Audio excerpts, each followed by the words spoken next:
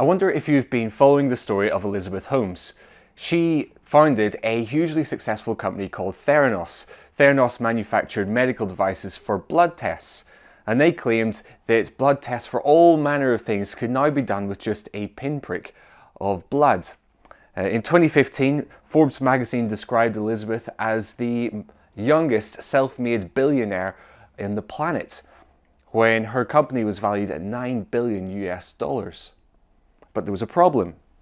The blood tests that she was selling, well, they weren't nearly as accurate as she claimed. And just before Christmas passed there, she was sentenced to 11 years in prison for fraud.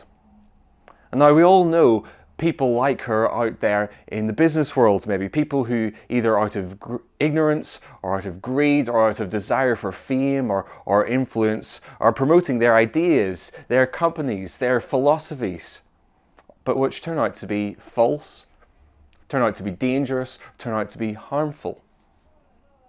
And we know this isn't just true out in the business world, we know this can be true in churches as well.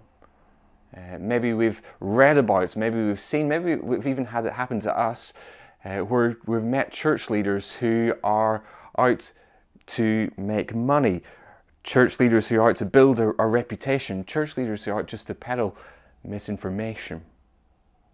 So the question for us is, how do we know who to trust?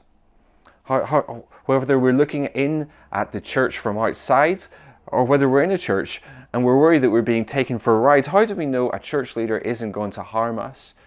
How do we know that a church leader is one that we can trust, that we'll be kept safe in their ministry?